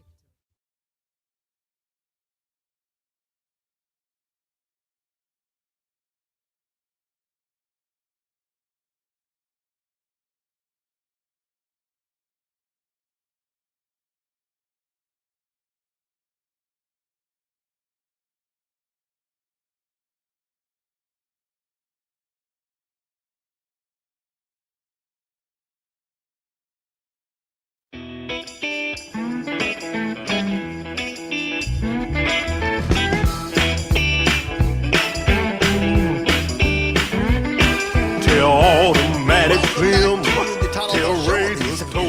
It's 35 minutes past the hour of 3 o'clock here on this July 8th, 2025. Zommers on the board. That's from Sinners, right, Zommers? Yes, that is Wang Dang Doodle. Not original. Wang It's Dang not one of the Doodle. original songs for the movie, right. but a fun one. I've heard this is a great movie. I'm looking forward to. You said you've seen it, Zommers? Yeah, I first saw it this weekend. Finally, that's good. Very good. All right, our next guest was talking to Zommers about this as Yep. well, and so we'll get into that in a minute. But before we bring Amy Barrio on from Clean, Wisconsin, want to set this up a little bit. This is from WisPolitics. Our friends over at WisPolitics.com says a split state Supreme Court today overturned the legislature's power to suspend administrative rules, ending decades of lawmakers having the power to at least temporarily block agency regulations. In a 4-3 decision, the court found the statutes giving those powers to the Joint Committee for Review of Administrative Rules, better known as JCRAR by the acronym, it violates the Wisconsin Constitution's requirement for bicameralism and presentment, which mandates any law to pass both houses of a legislature and be presented to the governor. During oral argument, conservative Justice Brian Hagedorn said overruling the process would mean reversing years of precedent the court had set. He called it the most consequential case he'd seen in 5 years on the bench. The ruling stems from a challenge by Democratic Governor Tony Evers filed two actions by JCRAR, indefinitely blocking commercial building codes administered by the Department of Safety and Professional Services and suspending for more than 3 years the ruling of the Marriage and Family Therapy Professional Counseling and Social Work Examining Board issued that served as a de facto ban on conservative therapy. Take a breath, everybody. I know that's a lot, and I know it's very nuanced. I'm going to put it in Todd terms. JCRAR is a subcommittee of the entire legislature. And basically, this joint review of administrative rules basically had the power to at least temporarily block votes by the majority of the legislature and things signed into law by the governor. And the two, this was, I think, called Evers versus Markline. Yes, that Howard Markline, co-chair of the Joint Finance Committee. So what the Supreme Court today in a 4-3 along party lines said was no, this small band of legislators cannot usurp the power of the full legislature and the governor. And it lists these two specific cases, one of which was saying that was making the way basically for future possible, keyword possible legislation on banning conversion therapy. As they say, that's another bottle of wine. Here to speak specifically about what this means to Wisconsin's environment after all of that is Amy Barrio of Clean, Wisconsin. Glad to have you back on the program, Amy. Thanks for letting me set that up because I think the context is important to our discussion. Yeah, and I want to add that, yes, the JCRAR, this committee we're talking about, has had this authority since the 1970s, but that was really supercharged in 2017 to the point where, at this point, up until now, the committee could indefinitely block or oppose rules. So it wasn't just we can temporarily block this for 30 days. It was then we can block it again and again and again. And that had a really chilling effect on all kinds of rules. But because we pay attention to the environment, we pay attention to the environmental rules that were stymied because of the power of this small band of legislators. I'm really glad you made that point, Amy, because it's super important, and I missed it. And you're 100% right. There had been, is it fair to say, kind of a collegial, institutional respect of folks on this committee up until 2017, where, okay, we get we have a little power here, but we're not going to abuse it. And after Tony Evers became governor, the Republicans in the legislature, again, Todd terms, basically really abused this to its hilt. And I think that's what brought on this lawsuit. Is that fair to say? I mean, I think it got to the point where agencies had to think about, okay, if we make a rule, how is it going to get through the entities that this small group of legislators are listening to, the special interests? And it absolutely became abused. It was an authority that obviously was unconstitutional and was ruled that way today.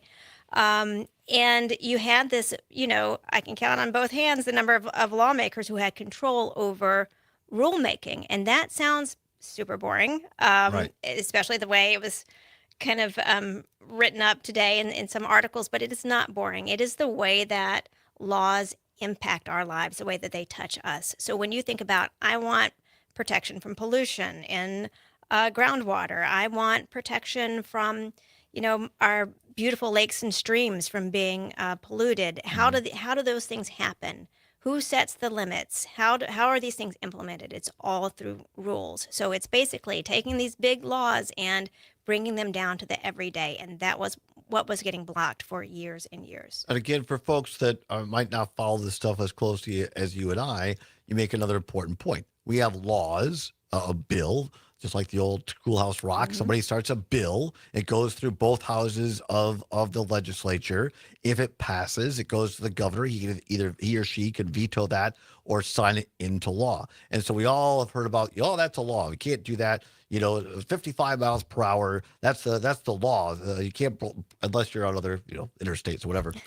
But then we have these rules, and explain, if you can, in terms of at least give the example of the environment. What's the difference between what the legislature passes and the governor may sign and creating a law regarding the environment and an administrative rule?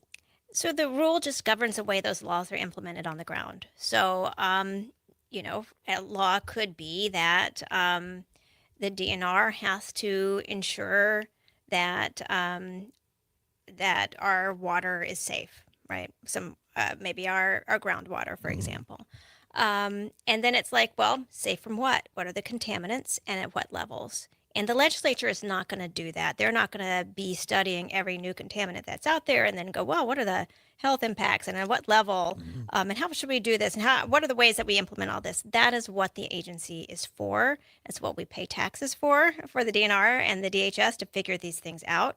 And then there's this huge process that happens when these rules are promulgated, as they say. So, there are experts that come in and testify. There are public hearings. It is months to years long process to get these rules where they need to be. And what we saw happen was that there would be all this whole process, like what happened with the commercial building codes, for example, in 2023, this huge process that all the I's were dotted and the T's were crossed, and that's what the agency follows. And then at the last minute, with no explanation, no transparency, a legislative committee can say, nope, not happening. And so what you had was a total lack of transparency. You had, it was ripe for kind of dark special interest groups to come in and do whatever they needed to do behind the scenes to kill something. And then it really had a chilling effect on agencies planning on how are we going to get laws through. If we plan for this contaminant to be regulated at this level, is that going to get through JCRAR, Right. which is kind of ridiculous because, again, there are 10 people on that committee, and it wasn't even a majority, it wasn't even all of those that had to agree for a rule to be killed. And so what we saw was, we don't even know how many environmental rules could have been promulgated, could be in effect right now that just were not pursued because these agencies don't have all the time in the world to go through this huge process just to have something killed at the end. And when we use the word promulgate, that's just a fancy word, Fancy. a way of saying put into effect, essentially. It just means that's what, all right, now this is going to be the law of the land. And the people up the street here like to use the word promulgate, and that's kind of become the vernacular. But I think a lot of people listening are like, what the heck does that mean, right? It's a little jargon there. Yeah, exactly. But no, I really appreciate your deep knowledge on this. Talking with Amy Barrio from Clean Wisconsin.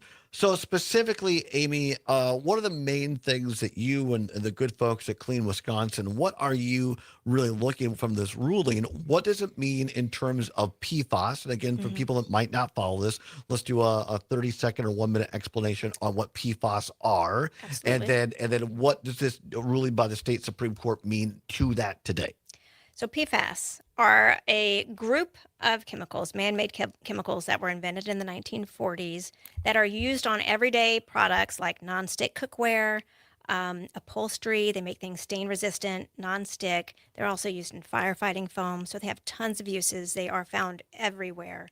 And some of these are extremely toxic. They've been found to be toxic at very low levels in the parts per trillion. So there are starting to be drinking water standards and water standards for PFAS. And now what do you want me to ask? No, that's great. Explain what PFAS are.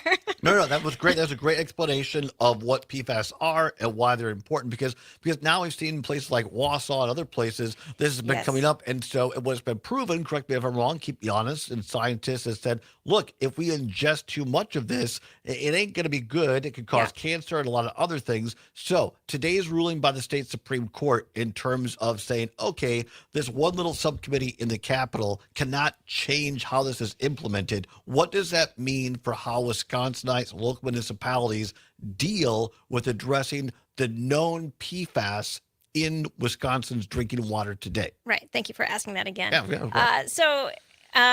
PFAS are regulated under the Safe Drinking Water Act. So for municipalities, they are following the current Safe Drinking Water Act standards. But if you live in a community like Peshtigo or Marinette or French Camp or some of these other ones in rural Wisconsin that have experienced extremely high levels of PFAS in their drinking water, they are getting their drinking water from private wells. Those are not governed by the Safe Drinking Water Act.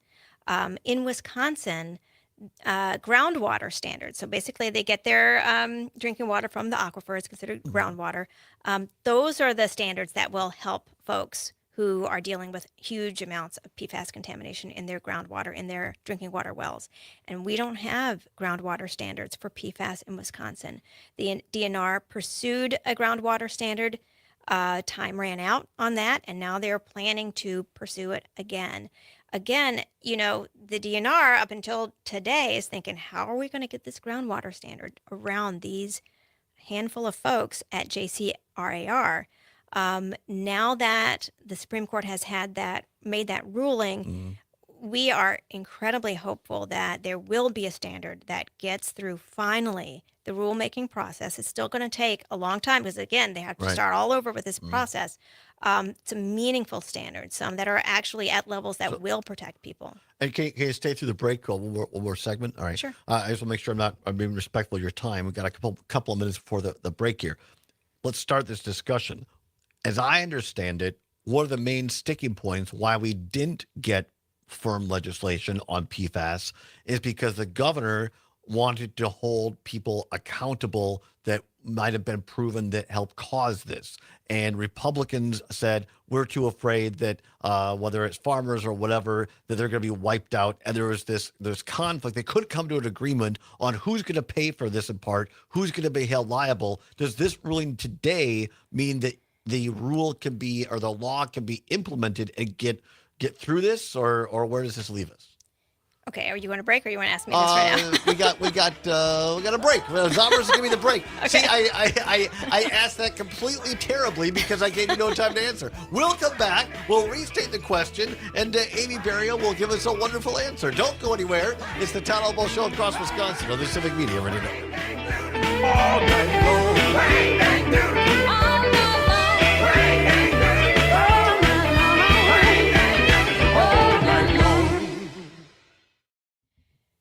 hitting the road Sorry about on your that. Harley. It's okay. I'm not sure if I have a great answer for you because I think there's a couple of different PFAS topics at work. You know, Ignite Glass and Gifts. No, I think but you can for also shop me or the Ignite average Glass and listener, I think it's just that You'll find grinders. the question goes in my mind collectibles, is, hand-blown glass do we water still pipes, need, or does artistically the state designed still need jewelry, a and plenty of legislature other to items pass delivered a straight to bill your door and the or governor to sign it family into and law friends. on Madison's favorite for PFAS that can glass help gifts and vape. really Ignite address Glass and this Gifts, issue? Monona Or Drive, are the current Williamson laws Street, that are on the and book Dana Road. able Plus, to Ignite suffice Glass and based on Gifts.com. today's ruling? Does that make I mean, sense? addressing PFAS is a huge. I went hands-free. Beyond I went what hands-free. we're Beyond the talking scope I of what we're went talking about. This would be I a went step. hands-free with Skechers slip-ins. And I think what you're asking about in terms of agreeing who's responsible, that's playing into the budget allocation that still hasn't been spent, so that money that's just been sitting around. It's my impression that After trying Skechers slip-ins, that's a sticking I want point all there. my shoes to have this technology. See what everybody can't stop talking about. So hands-free. That's fine. We don't have to go that deep in it. I just wanted to throw that because I think that's what's getting a lot of play. That at least that's what I'm Dan Schaefer. I hear about a lot in stories and stuff. That this is all the reason that there's this impasse is because the governor held tight on no. I want to make sure that whoever put the majority of these PFAS in the wells and the water gets held accountable. And I think there were some people that were like, okay, yeah, we get that, but if there's an egregious example where somebody dumped some chemicals or was intentionally misusing something, and that was like, yeah, okay, there's no dispute that person's liable. That's one thing. But I think there's other views that, well, you could say, well, this farmer has drainage off into that creek or that watershed and that farmer, so how can you really scientifically prove that it's one specific landowner? Who are you going to, quote unquote, get or hold harmful on that? And that's been the impasse. Is that a fair or inaccurate? I don't know if that's fair for this rulemaking process. Okay. All right. I think that it doesn't really apply. I think it more applies to that funding that was already allocated, but so it was budget, it was allocated, but now it's just held in an account because there hasn't been an agreement on spending it because of that. So I don't think it's not the same thing as the So this ruling today is more about the spending that's been approved that hasn't been spent. It's not about spending at all. Oh, okay. It's about rulemaking. So the spending was funded in a budget Right. for 2 years ago. That's still sitting because there's an impasse about, I think, about the issues you're talking about. Okay. Does that make sense? 30 seconds. All right, here we go. We'll figure it out in the end, everybody. Unclear how the vital program will continue, although there is talk of a standalone bill.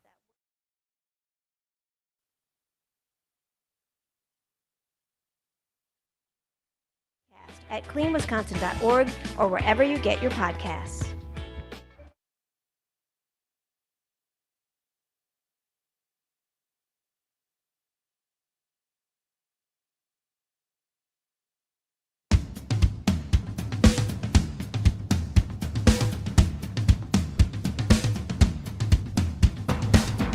Welcome back to the Allbaugh Show on the Civic Media Radio Network, where it is now 8 minutes before the hour of 4 o'clock. At the top of the hour, ABC, CBS, or James Kelly.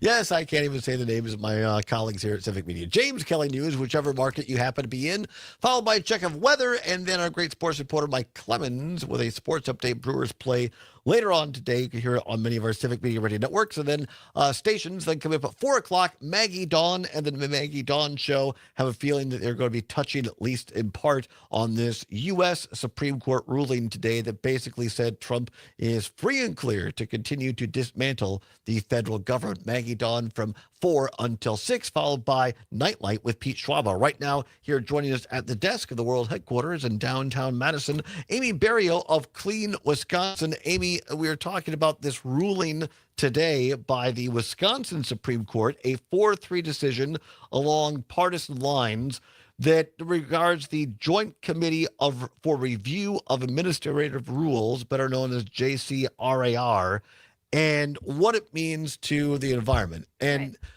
look, even for a guy that spent some time in politics, this is confusing to me, clearly, as we're just like talking about this during break. But, and you're really good at this, so I appreciate you being here. On when it regards to PFAS, these chemicals in water in Wisconsin, what I had heard is that part of the reason that there was an impasse regarding this issue is between the governor and the Republican legislature on who is going to be held, quote unquote, liable for this contamination.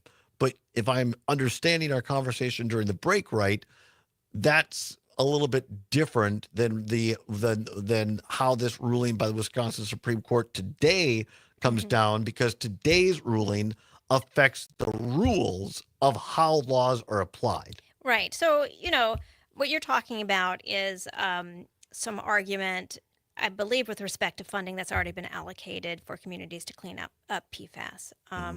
This isn't about funding, it's about rules. So this is really about, the DNR maybe wants to set some standards for groundwater, and those standards would apply and need to be met. I'm sure that there's all kinds of things that could cause disagreements within this rule, but there's a rulemaking process that it goes through, right, to work through those kinds of disagreements. Now, with respect to PFAS as a topic, as something that we need to get a hold of in this state and in this country, it is incredibly complex because you have PFAS that are in biosolids that are spread on farm fields. You have PFAS in almost every piece of furniture around us right now. Continually made in consumer products. And the reason why they have the nickname Forever Chemicals is because they don't break down in the environment. So that means they only have a few places to go: in our air, in our water, and in our soil. So these rules are incredibly important to start to at least take care of the urgent problem, like the people in Peshtigo and Marinette and other communities all across the state are facing. But taking care of the fire isn't the same as taking care of the problem. And we've got an enormous problem on our hands with PFAS. It's going to take far beyond any rulemaking to address, considering how pervasive these chemicals are and how harmful they can be. Let's go quickly to the phone line, 855-752-4842. Jack in Merrimack. Jack, did you have a quick question or a comment on this topic? Yeah, two things, actually. I thought of a comment, which is these rules are made by people who are generally in the civil service system. And those people, which are disparagingly by our MAGA brothers referred to as faceless bureaucrats, these are people that are heavily vetted. They have a good background in the science or experience or a combination of both. They're hired to make these rules for a good reason, and that is they know what they're doing. Yeah. And that's why, and of course, that is also why some of our MAGA brothers don't like it, because they actually make rules that cost, a relatively small amount for these big industries. Next point, quickly. Quick on it. The ruling seems to imply that if it's passed in the legislature and signed by the governor, it should be implemented quickly. And I'm wondering if that doesn't really have a realistic effect on the Joint Finance Committee sequestering money, like the education reading program money, or like the PFAS remediation money. End of my statement. Great call, Jack. I appreciate you. I know that you're Amy, here to speak specifically to the PFAS, the environmental point. To Jack's point, what are your thoughts? I don't know. So I don't know if it'll impact, the about it being quickly, how much it might. I mean, it literally happened hours ago, so things are still we're still sorting through this, right? We are. But I do think there's, a point that was made is important, that these are experts at our agencies. I mean, there's a reason why they exist. There's a reason why they are civil servants doing this day in and day out. They know these topics. They devote their lives to working on these things. And so that's why it was so difficult to see a committee that isn't an expert in any of this kind of have this power over what is supposed to be the way our government functions. 45 seconds left. What have I not asked you? You want to make sure people know about this? I think we need to think beyond PFAS as well. There are all kinds of rules that were stymied that are really important. And even the building codes, while it's not as exciting to talk about as PFAS, those building codes would help with efficiency and saving energy and helping protect from climate change here in Wisconsin. So we're paying attention to all that, and we are very hopeful that that we'll see progress on all kinds of rules that impact our daily lives, and that's what's important. Amy Burial from Clean Wisconsin, you are fantastic at helping us sort through these very weighty and complex issues. Appreciate you being here again today.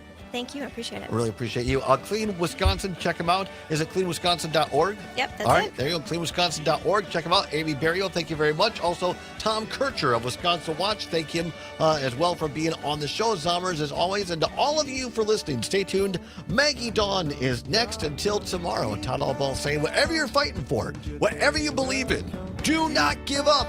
Keep banging your drum. We'll see you tomorrow. And they will hear you.